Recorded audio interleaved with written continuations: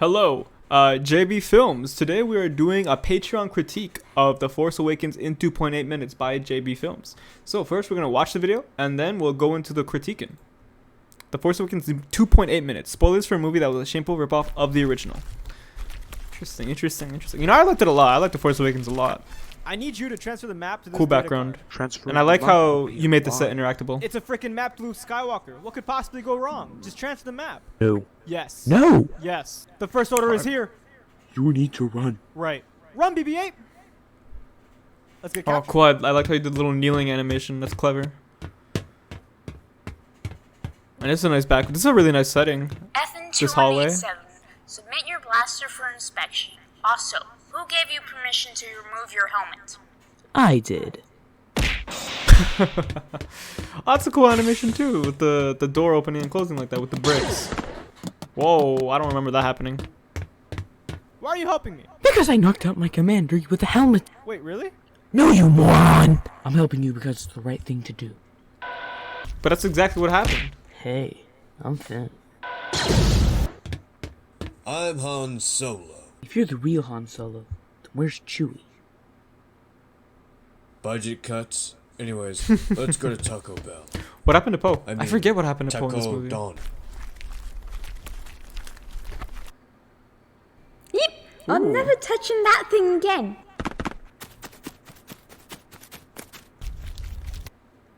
She just has a Can't follow me, gun. BB-8. That was funny. Traitor. I remember that movie. That was all over the place back in the day. Thanks. No. Thank you. Guess who's still alive? Oh, it's me. I'm voicing him. Sir, we're getting our posteriors kicked. They took Ray! They took Ray! They took Ray! Oh my. They sure did. Tell me where the map is. No. She said no. We need to attack Death Star 3. Nah, it's more like a ripoff Death Star. Either way, we need to attack. Free me, No. please. Fine. Ugh. Hey, Hello there. Hello there. Classic. Huh. I wonder why there was so much sticky tack. It looked like he was on studs. I could be wrong though. Making a big mistake. Oh yeah. Then. Oh, yeah. Taking out some scrap in that. Yeah, there's a trash can right behind you. I don't get it. Ray! Because she's made of metal. And oh wow, my that lightsaber. just came. That just they didn't even talk. Oh my god, It was on this is site. Luke. We did it. We won. Yay. Yay! Luke, I have a present for you. And that's the movie. I hope you enjoyed it. May the fourth be with you. Cool. All right, so let's see. Initial thoughts. You know, I gotta say there are some settings I really liked. I think I liked this set the most. I think this is probably my favorite shot in the video. It's just I really like the way the backlight is like spilling into the hallway, and you get a nice little reflection off of it on the back of his head here too. It's like nice and silhouette. And I think the joke here is also really funny. Submit It just your blaster for inspection. Also, who gave you permission to remove your helmet? I did. I just think that's funny, you know. But I, you know, like just it comes out of nowhere. It's surprising, and I think that's what makes it funny. But it's also just it's like slapstick. Did. Although I do think, yeah, you might want to have like a frame of it in the air, because it just transports from his hand to her head. Also, And I guess you can who like gave you permission to remove? I guess you could interpret what's happening, right? Because, you know, you see Finn kind of twisting his head, or he's twisting his body around, so that way, you know, it indicates the throwing motion. You know, although I don't think he goes far enough. I think you should have continued having him rotate even after the helmet leaves his hand. I think you stopped moving him a bit too early. You don't really, which unfortunately makes it look like the motion is not complete, which can kind of be a big deal. But, you know, I still like the shot a lot. I still like the scene a lot. Let's see what else. I guess in terms of like how the story progressed and stuff, there are definitely moments where I think to myself, yeah, you definitely had to have seen the movie. Otherwise, you might be a little bit confused as to what's going on. Because, say, for example, once Poe and Finn escape, we don't really know what happens to Poe. Poe kind of just disappears. Yeah, we see this little short shot. I think this shot here of the the spacecraft, the TIE fighter here going through space, it's a little bit too quick. It doesn't give enough time for the audience to register, and we also don't see where it's coming from and where it's going. If you're gonna have a scene transition from if you're gonna have characters move from one planet to another, you have to show them leaving where they're coming from and arriving to where their destination is. Otherwise the audience is going to be confused. Now I know a lot of this has to, you have to have a lot of background knowledge, but you also have to take into account what if somebody hasn't seen the movie, what if this is their introduction to it. They might not exactly know what's going on. I like that. I think I do think there's a funny running joke going on where a character kind of just walks up and somebody is immediately hurt or attacked, like he just gets shot here. Pew! Oh wait, no, he doesn't get shot, he shoots the button. Oh, I didn't notice that. Okay, so I thought Finn shot Poe here, right? Because I mean, like, can you blame me? Literally, like, if you cut out the button entirely, you can't really see the depth within this frame because it's taking too much from the side. Like, say for example here in this little face cam, you can't tell that my hand is far behind me because this plane makes it look like it's right next to me, but in reality, it's actually behind me. Now it's like right next to me. But that's the issue, I guess, with this shot, is that you need to have more of a direct aiming so that way the audience knows that he's shooting the button rather than shooting Poe. But I guess it's also funny. It's at the end of the day, it's like, personal choice and personal preference, what you want to put in your movie. But the fact that Poe like falls down right after makes me think he just got shot. Oh yeah, okay. Something I wanted to mention: these cat hairs. I don't know if you have a cat or a dog or something with a lot of hair, but trust me, you want to clean your sets before you start shooting. Want to take a nice little paper towel, spritz some alcohol, some rubbing alcohol on them, and just wipe it all down and take away all the pet hair. Because even my own animations, I definitely have some moments where you can see like little bits of dust and dirt and cat hair even, and I don't like it. It's very distracting in my own animations, and it can also be very distracting in these shots here too. There's another one I think later on. Yeah, here in this Captain Phasma scene, this cat hair is everywhere. You gotta get rid of that. It's on her cape. It's on the computer. It just looks a little bit messy. So, but let's go from the very beginning. All right, and I guess it's time to start also talking about the animation. So I do think the animation in this scene is honestly pretty good. Like, we have this bit where Poe is walking. I do think maybe his arms flail a little bit too hard.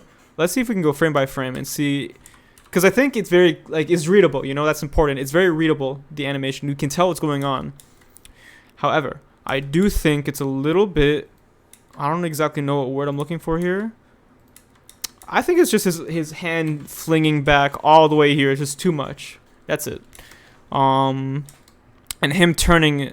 I feel like a lot of people who animate in Lego make this mistake, but when somebody has a character walking and they want to animate the character turning in the middle of their walk, they make the character stop walking. But you should have the character continuously walking, and instead of just like, because a lot of people do this, watch. But they should have it kind of like his step should help steer his walk, his rotation. So you should, like if you, typically the way I do that when I have a character change direction while they're walking is I just use some ticky-tack to keep them balanced, but I start rotating them, and that makes it a little bit more smoother. That makes their walk a little bit more believable. I do like a lot this bit where he moves aside this piece of setting. I think having that is just nice, having a bit of setting that the characters interact with. It makes it feel more tangible, it makes it feel more alive, and it makes the universe feel more lived in. It's all very well done. And I like how it also like kind of flings back and forth because of the momentum when he is walking through it. I think that's nice. What could possibly go wrong? Just transfer the map. No. Yes. No. Yes. The first order. So this is another thing. I think when you have this character appear, this is supposed to be BB-8, and I get that maybe you don't have BB-8, so you have to use this as a replacement.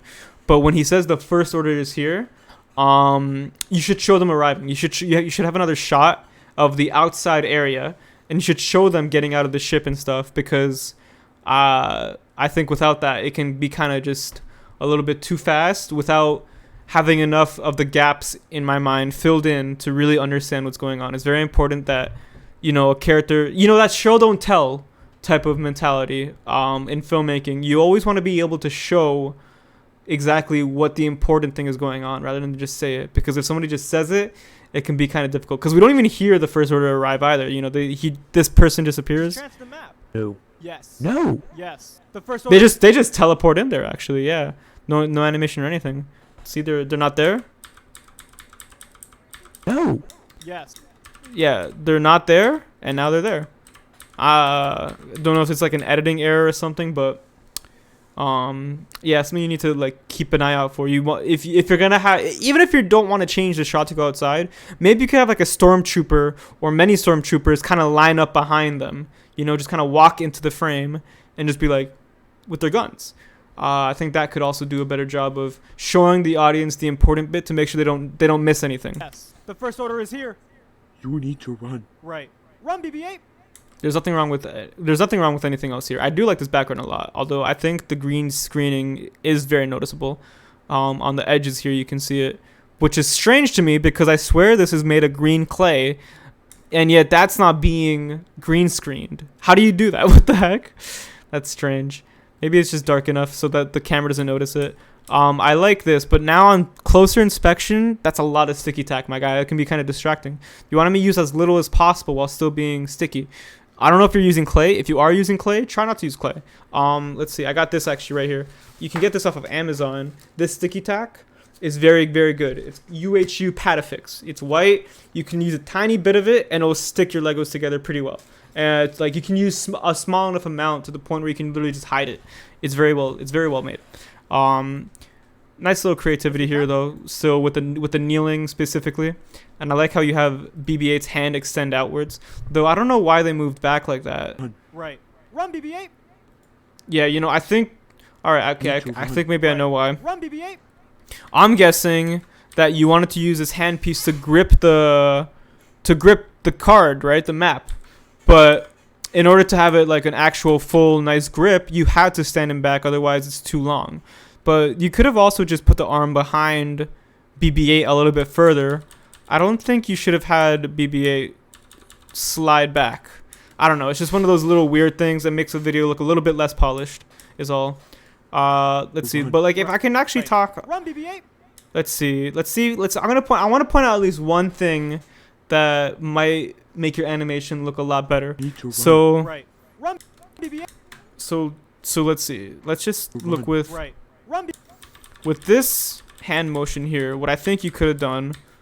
So one small tiny issue here is that in these two frames, his hand doesn't move at all, right?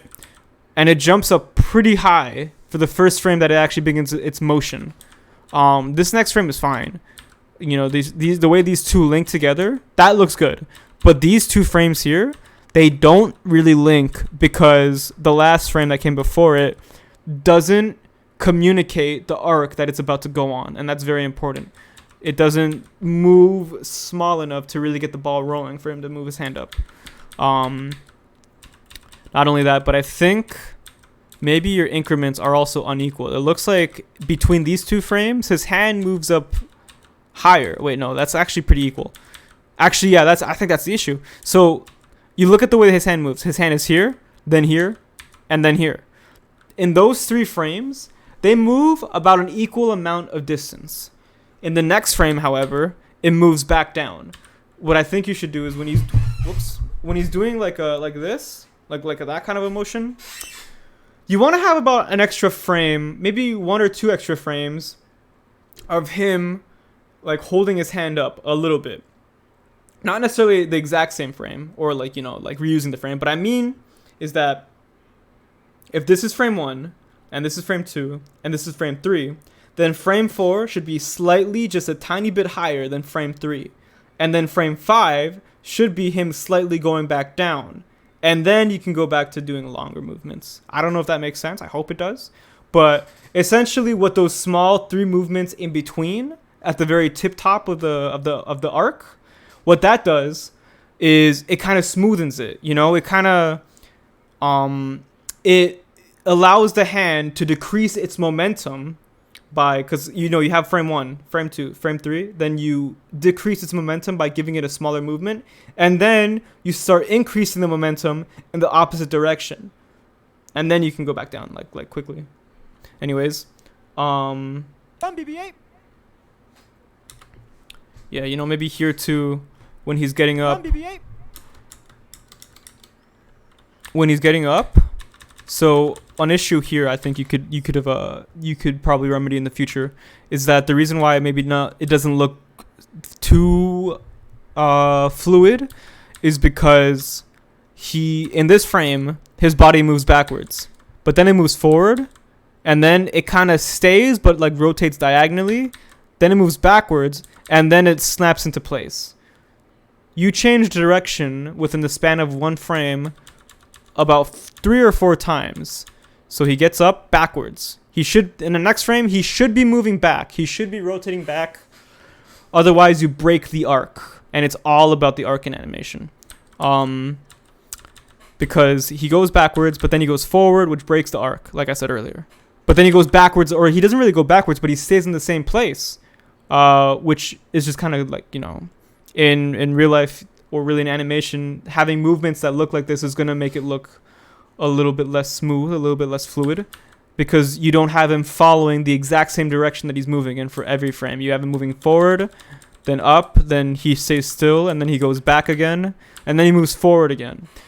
Typically speaking, if you have a character moving forward in a specific direction, or if you have his body rotating in a certain direction, it needs to be rotating in the exact same direction for the next few frames until you slow it down. Otherwise, it's not how movement works. It's not gonna play out that well. I hope the way I'm describing makes sense. But yeah, it's really all about the arc. Let's get captured. See, you know what? I think a good way to describe it would be Let's get captured. is using this arm movement, right? So this now Lego, I guess, is easier to learn animation with, because with a character, well, I mean, with like a minifigure, right? The arm socket can really only move in one direction if you're just moving the arm socket. So it moves forward and up again, forward and up again, and then forward and up again. That's good. It follows this nice, I don't know if you can see how I'm outlining. Try to envision a circular, try to envision a line. The line in which my mouse is currently drawing. But it's like, you see this? You want it to be one smooth line. And this hand, in this bit of animation, follows that one smooth line. You know? And it does it again when it's going back down.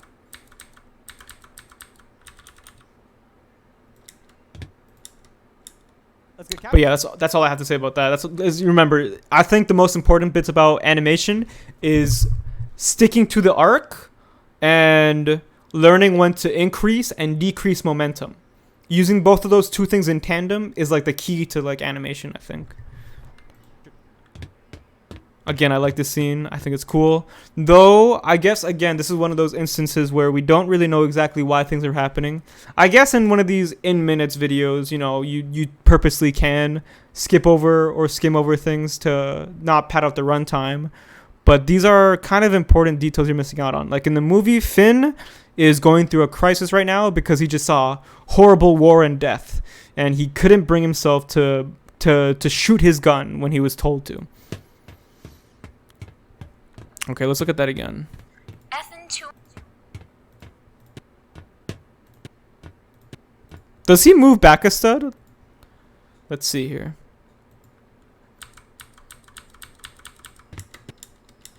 Oh, yeah, looks like he does move back one stud. Right, yeah. His position changes. Not too big of a deal. It's just one of those things where, like, you know, small things like this can add up. You know, they really can. Takes off his helmet. You should also, I don't know what exactly it is, but I've noticed it in this scene specifically. The focus rack, it changes a lot. So as you can see in this frame, yeah, the focus is all messed up in this frame, and then it gets back to normal. And the issue with that, I think, is the fact that when you have something out of focus and then you put it back into focus, for one thing, I guess that's just an issue with film, like, you know, with like the film that you definitely need to fix 100%, because like you can't, that's distracting. People can't just ignore that. But another thing, it also messes up with your animation a bit, because you have motion, but then it freezes for an extra amount of frames than we're used to, than we're accustomed to. because they don't move in this frame and they don't move in this frame, and then they start moving again. So yeah, make sure you clean out, like if you can go into, and it happens again here. Yeah, this stormtrooper doesn't move for a few frames going forward. You gotta really keep, you remember, there's a few moments I've noticed actually now, if we're going frame by frame, where characters stop and then start again for a few frames. You really got to make sure that if you're animating a character, they're moving for every single frame that you want them to move for. If they stop and then start again, people notice that. It's just one of those things. Got to make sure you're on point with that. Got to make sure you're always keeping track of who's moving and how. That's why it's easier. I wonder what program you use, because when you have a program like Dragon Frame where you can literally play back the animation in real time as you're making it, and you can go forward and back, and also compare the last frame you took to the current frame you're taking. It's much easier to clean up all these little mistakes, because you don't have to memorize exactly what was happening every single time. You know, you can just look at the screen and you can just compare what you're doing right now to what you just did, which is what makes stop motion a lot easier. And I think, you know, Dragon Frame is just one of those programs that it's like, it feels like stop motion without it is almost impossible, because if you have a program that doesn't tell you exactly what you're doing, you have to rely on your memory, and that can fail us sometimes. FN2187, submit your blaster for inspection. Also, who gave you permission to remove your helmet? I did. Boom! I like that. Huh, that's strange. So I guess I just don't know what happens here, because he just kind of walks in. We don't know who this character is yet. It's Kylo Ren, but we don't know that yet. We don't know who he is. We don't really have a strong introduction to him in this video, which is really important because he's like the main villain, you know? I guess working on introducing your characters, you have to do that. It's very important. I think that's something I just realized something that could be helpful for this video in particular. Boom! Why are you helping me? Because I knocked out my commander with the helmet. Wait, really? No, you moron. So here we can talk about cinematography, because this shot is fine. I like it. It's you know, it's like it does its job. We can see a bit of the corridor, the hallway. It's cool. We see the characters walking.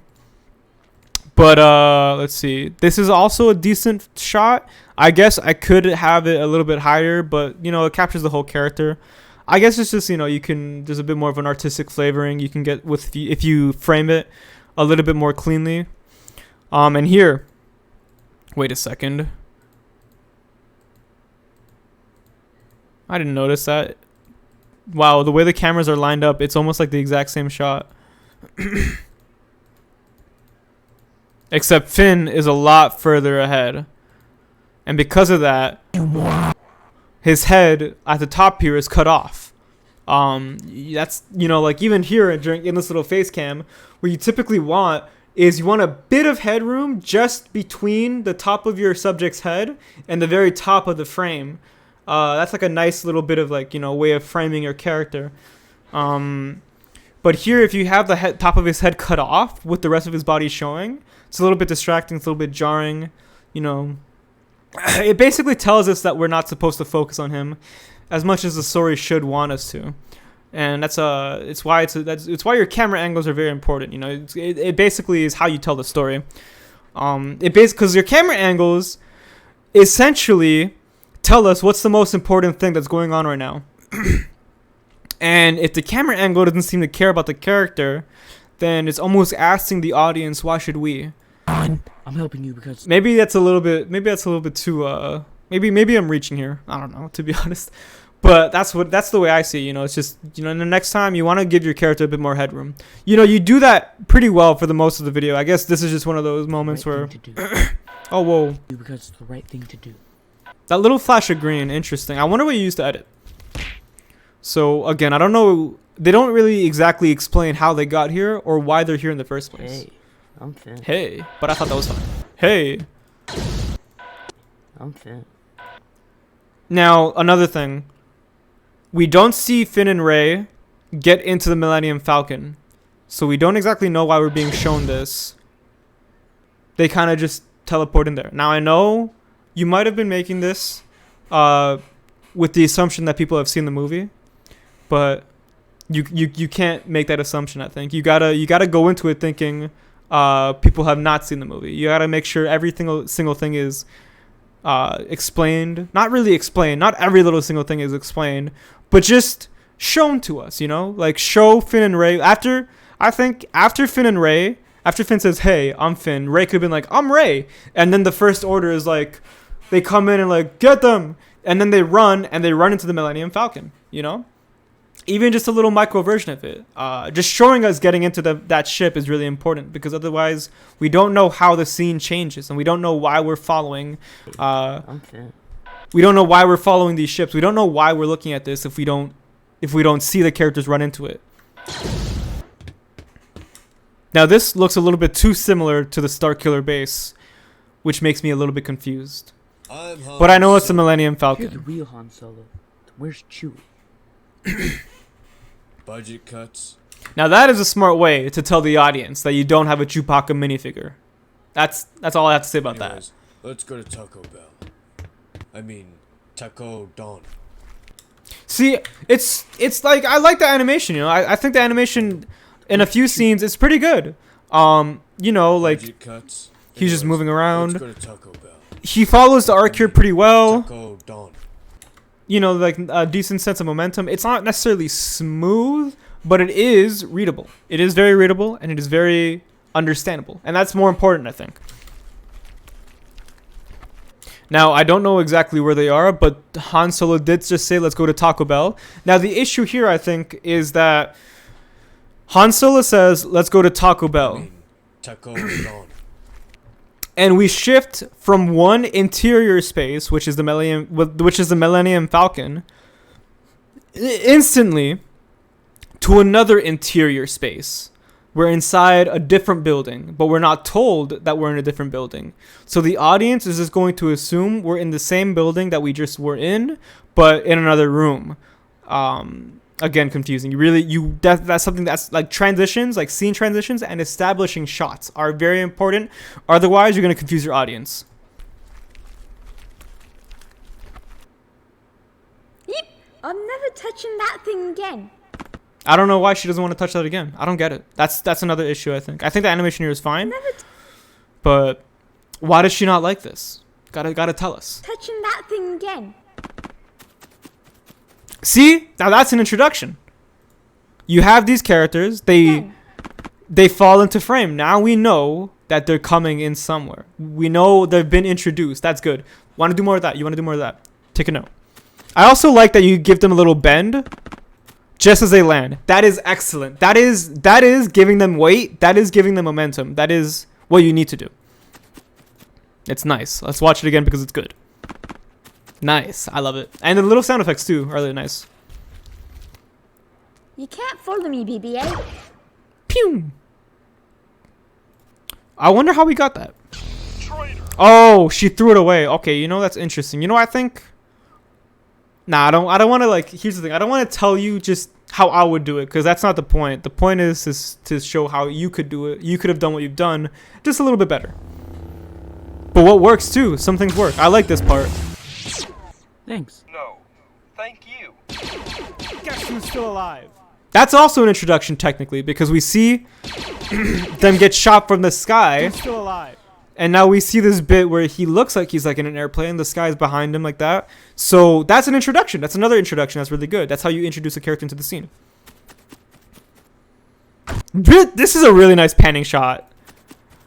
Like, you see the trees in the foreground. You see the roses and stuff. And it follows Rey as she's running forward. It's really good. Really well done here.